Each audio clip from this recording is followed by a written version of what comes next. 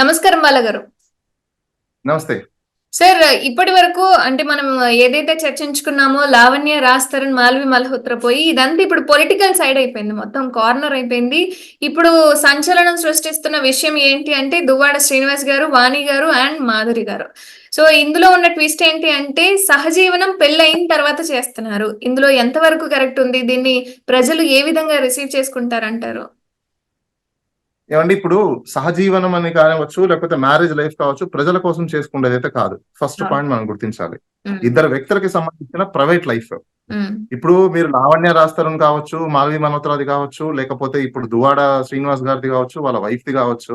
ఉమ్, ఎవరిది కూడా వాళ్ళ పర్సనల్ లైఫ్ ని వాళ్ళకి ఏదైనా విభేదాలు, రైట్స్ గురించి పోరాడాలనుకుంటే ఎక్కడికి వెళ్ళాలి? కోర్టుకి వెళ్ళాలి. కోర్టుకెళ్ళాలి. నిజంగా అంటే నిజంగా ఒక మొగుడికి ఒక పెళ్ళాం కావాలన్నా, లేదు ఒక పెళ్ళానికి మొగుడు నిజంగా దారి తప్పాడు, మొగుడు కావాలన్నా, ఉమ్, వాళ్ళు వాళ్ళ రైట్స్ ని నిజంగా ప్రొటెక్ట్ చేసుకోవాలి అంటే ఈ భారత రాజ్యాంగం మనకు కల్పించిన ఒకటే ఒక ప్లాట్ఫామ్ అది ఏంటంటే కోర్టుకి వెళ్ళాలి. అవును. రైట్? లేదు అంటే ఇంకొక ప్లాట్ఫామ్ ఉంది. ఉమ్, వాళ్ళ కుటుంబ సభ్యులతోనో, లేకపోతే కుటుంబ పెద్దలతోనో, వాళ్ళ బంధువులతోనో, బంధుమిత్రులతోనో అందరితో కూర్చోబెట్టుకొని మాట్లాడించాలి. సామరస్యంగా మాట్లాడుకొని వాళ్ళు దాన్ని పరిష్కరించుకొని సెటిల్ చేసుకోవాలి. ఎందుకు? ఇది ఫ్యామిలీ లైఫ్. రైట్? గొడవ పడడానికో, లేకపోతే రచ్చ చేసుకోవడానికో, లేకపోతే ఇంకోటో ఇది బిజినెస్ కాదు, లేకపోతే కాంట్రాక్ట్ కాదు. అవును. ఒక వైఫ్ అండ్ హస్బెండ్ కి సంబంధించిన ఎమోషనల్ రిలేషన్ ఇది. అవును. రైట్? ఎమోషన్ ఎప్పుడైతే డిస్కార్ట్ అయిపోతుందో, ఎమోషన్ ఎప్పుడైతే బ్లాస్ట్ అయిపోతుందో, ఎమోషన్ ఎప్పుడైతే మీకు విరిగిపోతుందో, ఎమోషన్ ఎప్పుడైతే మీకు మొత్తం తునకలు అయిపోతుందో, రిలేషన్షిప్ అనేది మీకు ఎక్స్టెంట్ కి వెళ్ళిపోతుంది. అంటే డామేజ్ ఆఫ్ ఎక్స్టెంట్ కి వెళ్ళిపోతుంది. ఇప్పుడు మీరు ఎగ్జాంపుల్ చూడండి, మాల్వి మల్హోత్రా, రాజ్ తరుణ్, లావణ్య విషయంలో తీసుకోండి. లేదు ఈ రోజు దువ్వాడ శ్రీనివాస్ గారి విషయంలో తీసుకోండి. దువ్వాడ శ్రీనివాస్ గారి విషయంలో ఈ రోజు మనం ఒకసారి చూస్తే దాంట్లో వాళ్ళ పిల్లలు, ఆవిడ వైఫ్, ఉమ్. ఇద్దరు కూడా ఆయనను చంపే విధంగానే ప్రయత్నించడానికి వాళ్ళు చేస్తున్నారు తప్ప నిజంగా నా తండ్రి కావాలనో, లేకపోతే నా మొగుడు కావాలనో ఆమె కూడా ప్రయత్నాలను ఎక్కడ కనిపించట్లేదు. అంటే ఇంత ఎందుకంటే ఆవేదన ఎక్కడి నుంచి వచ్చిందంటారు మరి? ఆయన భర్తగా ఇది కంప్లీట్ గా చూసుకోవాల్సిన ఒకటండి, బాధ్యత. ఒకటి కంప్లీట్ గా కనిపిస్తున్నది ఏంటంటే వీళ్ళకి ఎప్పటి నుంచో ఒక 2-3 years నుంచి ఒక పొలిటికల్ రైవరీలో, పొలిటికల్ ఎజెండా బేస్ చేసుకొని వాళ్ళు డిస్టర్బ్ అయ్యి డిస్ప్యూట్స్ వచ్చేసి పక్కకైతే వెళ్ళిపోయారని క్లియర్ గా అర్థమవుతుంది అక్కడ. ఉమ్, అయితే ఇన్ని రోజులు కూడా ఆమె సైలెంట్ గా ఉండి ఈ రోజుకి ఈ రోజు ఆమె వచ్చేసి నా మొగుడు నాకు రైట్ కావాలని అనుకున్నదే అయితే నిజంగా ఆమెకు ఒక కూతురికి పెళ్లి చేసింది, అదే విధంగా ఇంకో కూతురు పెళ్లి చేయాల్సిన పరిస్థితి ఉంది. అవును. పెద్ద తరహాగా ఉన్న వ్యక్తి ఏం చేయాలి? వాళ్ళని నచ్చ చెప్పే విధంగా, సర్దిమణిగే విధంగా కూర్చొని పరిష్కరించుకోవాలి. రోడ్డు మీదకి ఎక్కిందంటే రేపు ఈమె వీళ్ళ పిల్లలకి ఏం చెప్తుంది? మొగుడికి గాని పిల్లలకి గాని ఏమైనా చిన్న చిన్న గొడవలు వచ్చి, లేకపోతే బ్యాడ్ హ్యాబిట్స్ ఉండి, లేకపోతే ఇంకోటి ఉంటే రోడ్డు మీదకి వచ్చి గొడవలు చేయమని చెప్తుందా? అంటే పర్సనల్ గా పోనీ వాళ్ళు మాట్లాడుకున్నారో లేదో అన్నది మనకు తెలియదు కదా. నువ్వు మాట్లాడుకున్నా నువ్వు రోడ్డు మీదకి అయితే రాకూడదు కదా. ఉమ్, ఇప్పుడు చిన్న ఎగ్జాంపుల్ చెప్తాను నేను. ఇప్పుడు ఈమె రోడ్డు మీదకి వచ్చింది, నా మొగుడు కావాలనింది. ఉమ్, సపోజ్ ఇప్పుడు ఈమెకే ఇష్టం లేక మొగుడిని వదిలేసింది అనుకోండి. ఆయన అలా రోడ్డు మీదకి వచ్చేసి గొడవ చేస్తే ఈ ఆడవాళ్ళు, ఈమె మహిళ ఇలానే ఊరుకుంటదా? ఊరుకోదు. నానా కేసులన్నీ వేసి ఆయన లోపల ఇస్తారు. ఏ ఆడవాళ్ళకి ఒక రూలు, మగవాళ్ళకి ఒక రూలు. అంటే ఆడవాళ్ళకి నచ్చకపోతే మొగుడు ఉండకూడదు, మగవాళ్ళకి నచ్చితే మొగుడు అలానే ఉంటారు. కాదు కదా. ఆయనకి ఏదైతే సైకాలజీ ఉంటుందో ఆమెకు కూడా అదే సైకాలజీ ఉంటది. ఇప్పుడు ఆయనకి ఈమెకి విభేదాలు వచ్చాయి, నచ్చట్లేదు, వాళ్ళు ఉండి గొడవ పడి డ్యామేజ్ చేసుకునే దానికంటే మంచిది విడిపోవడం అనుకుని ఆయన పక్కకి వెళ్ళిపోయాడు.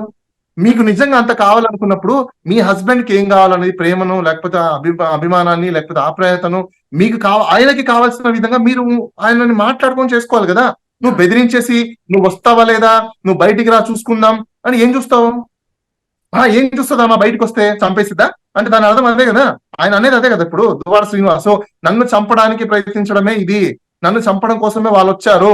ఎస్, ఆమె చెప్పేది కరెక్ట్ గానే ఉంది. నువ్వు బయటికి రారా చూసుకుందాం, పోలీసు వాళ్ళ ముందు అంటుంది. ఒక మొగాడిని, ఒక మొగుడిని పోలీసు వాళ్ళ ముందర, అంతమంది జనాల ముందర నువ్వు బయటికి రారా చూసుకుందాం, నీ అంతు తెలుస్తాను, నువ్వు ఎలా చేస్తావు, నువ్వు నీచుడివి, నికృష్టుడివి, నువ్వు దుర్మార్గుడివి అని రకరకాలుగా మాట్లాడుతుందంటే ఈమె వైఫ్, ఆయన వైఫ్ అని అనిపించుకునే అర్హత ఆమెకు లేదు. అంటే ఎందుకంటే ఈమె డబ్బులతోనే ఆ ఇల్లు కట్టారు, ఆ ఇంట్లో నువ్వు ఉండాల్సిన అవసరం లేదు అంటే వీల్లేదు అని చెప్పి ధర్నా చేస్తాను. వాట్ ఎవర్ అండి. ఇప్పుడు ఆ ఇల్లు కట్టిన ధర్నా ఆమె డబ్బులతోనే చేస్తుంది అన్నప్పుడు ఆమె ఏం చేయాలి? నా ఇల్లు నాకు ఇచ్చేయి. అంతేగాని ఈమె మీడియాకి ఏం చెప్తుంది? నా మొగుడు కావాలి, నాకు రైట్ కావాలని చెప్పి చెప్తుంది, మా పరువు పోతుందని చెప్తుంది. అవునా?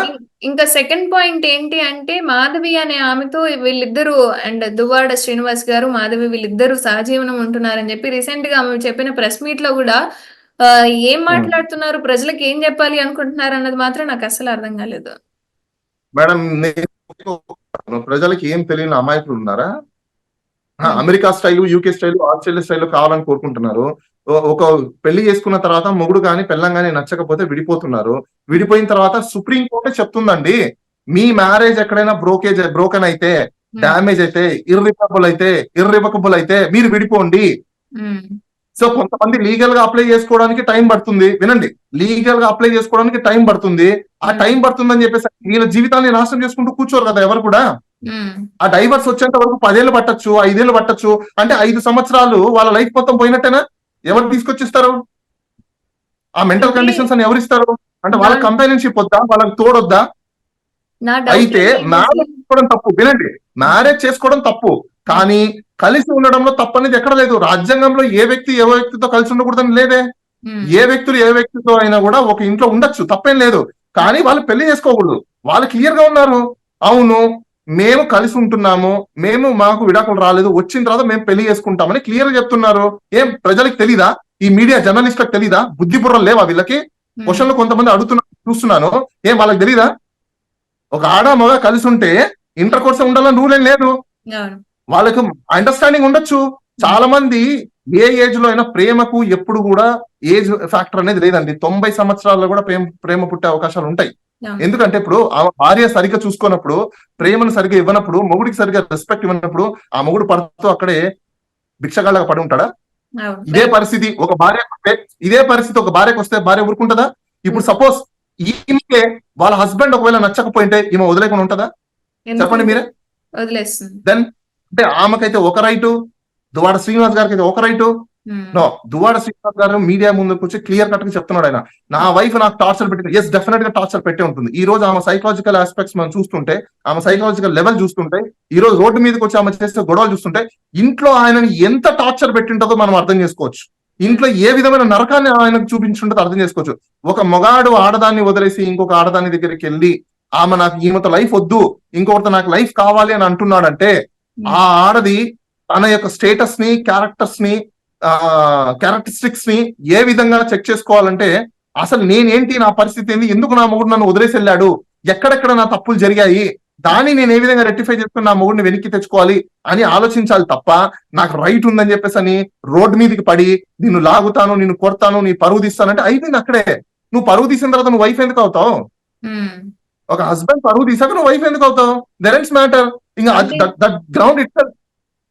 ఫైన్ సార్, బట్ భార్య భర్తలు ఏ విధంగా ఉంటారు అని చెప్పి వాళ్ళ పర్సనల్ ఇష్యూ, వాళ్ళ కమ్యూనికేషన్ బట్టి ఉంటుంది. వాళ్ళు ఉండాలా విడిపోవాలా అనేది. మరి పిల్లల సంగతి ఏంటంటారు? వాళ్ళని వదిలేసినట్ట, అసలు వాళ్ళు నన్ను చంపడానికి వస్తున్నారు, వాళ్ళు నా పిల్లలే కాదు, వాళ్ళకి నాకు ఏ సంబంధం లేదు అంటున్నారు మరి దువ్వాడ శ్రీనివాస్ గారు. మరి పిల్లల నాకు తెలిసినంత వరకు సొసైటీలో తండ్రి ఆడపిల్లల్ని చాలా వరకు సెక్యూర్ గా చూసుకుంటారు, ప్రేమిస్తారు. అలాంటి తండ్రి ఆడపిల్లలకి కూడా తండ్రి అంటే చాలా ఇష్టం ఉంటది. కానీ వీళ్ళిద్దరి మధ్యలో ఒకసారి చూస్తుంటే ఆ ఆడపిల్ల, ఆ అమ్మాయి అక్కడ దువ్వాడ శ్రీనివాస్ గారి ఇంటి మీ దగ్గరికి వెళ్ళి ఆమె దాడి చేసే విధం చూస్తుంటే, ఆయనకి ఆ అమ్మాయి ఇష్టం ఉంది కాబట్టే, పాపని కాబట్టే ఆయన ఇంతవరకు ఏం అనలేకపోయి ఉండొచ్చు మేబీ. కానీ ఆ అమ్మాయి ఆయన మీద ఎగబడిపోతుంది, కొట్టడానికి ఎగబడిపోతుంది. ఒక తండ్రిని, కంట తండ్రిని ఆమె కొట్టడానికి ఎగబడిపోతుందంటే ఆ అమ్మాయి ఏ మైండ్ ఆఫ్ స్టేటస్ లో ఉంటే ఆ రేంజ్కి వెళ్తుంది?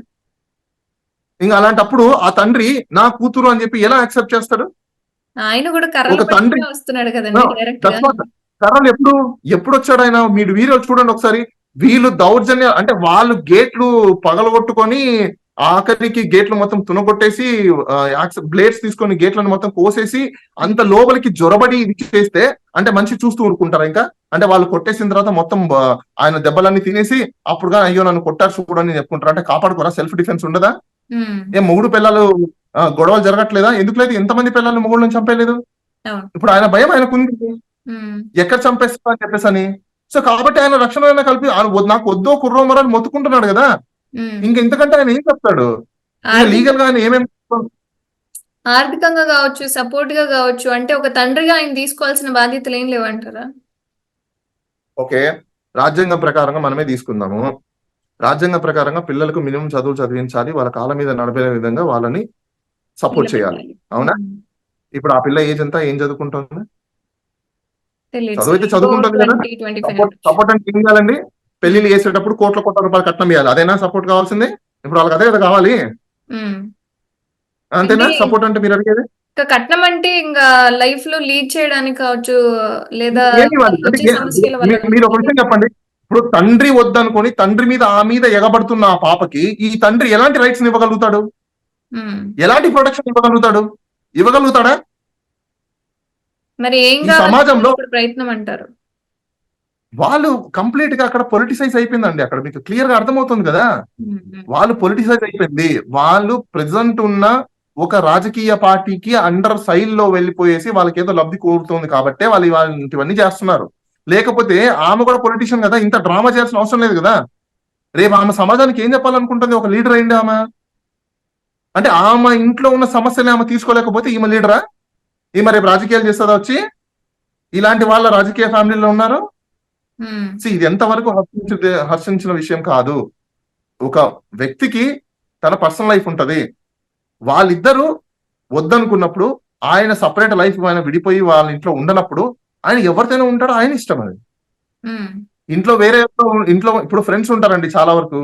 సపోజ్ మీరే ఉన్నారు, తెలిసిన వాళ్ళు ఫ్రెండ్స్ ఉంటారు. మీ ఫ్రెండ్స్ మీ ఇంటికి వస్తే వద్దంటారా? లేదు కదా. మరి ఫ్రెండ్స్ ఇంట్లో ఉన్నారు కదా అని చెప్పేసి అని షెల్టర్ తీసుకోవచ్చు. ఇప్పుడు మీకు బెస్ట్ ఎగ్జాంపుల్ చెప్తానండి. హైదరాబాద్ లోనే ఇదే అమరావతి రాజధానిలోనే చాలా మంది జాబులు చేసుకునే వాళ్ళు బయట నుంచి ఎక్కడెక్కడి నుంచి వచ్చినప్పుడు ఆడవాళ్ళు మగవాళ్ళు కలిసి ఒకటే ఇళ్లలో ఉండట్లేదా? ఉంటున్నారు కదా. ఫ్రెండ్స్ ఉన్నారు కదా. దాంట్లో జర్నలిస్టులు ఉన్నారు. జర్నలిస్టులు చాలా మంది క్వశ్చన్లు వేస్తున్నారు. మీరు సమాజానికి ఏమి ఇస్తామని చెప్పి. ఏం జర్నలిస్టులు చాలా మంది ఉన్నారు కలిసి. మీకు తెలియదా? నాటకాలు ఇవన్నీ. జర్నలిస్టులు కూడా సొసైటీకి ఒక 4th ఎస్టేట్ వాళ్ళు మెసేజ్ ని కరెక్ట్ ఇవ్వాలి. పిచ్చ క్వశ్చన్లు వేసుకుంటూ పిచ్చ మాటలు మాట్లాడుకుంటే ఇలాంటి జర్నలిస్టులు ఉండడం వల్ల ఈ రోజు సొసైటీ మొత్తం కల్పిట్ అయిపోతుంది. వాళ్ళకి తెలియదు నిజంగా. వాళ్ళు అలాంటప్పుడు స్ట్రింగ్ ఆపరేషన్ చేసి మొత్తం సొసైటీలో ఎంతమంది ఉన్నారో అంతమందిని బయటికి తీయండి మీకు దమ్ముంటే. అలాంటిది ఎందుకు తెలుసా? వాళ్ళు తరిమి కొడతారు. నా ప్రైవేట్ లైఫ్ లో నువ్వే రావడానికి అని చెప్పేసి అని.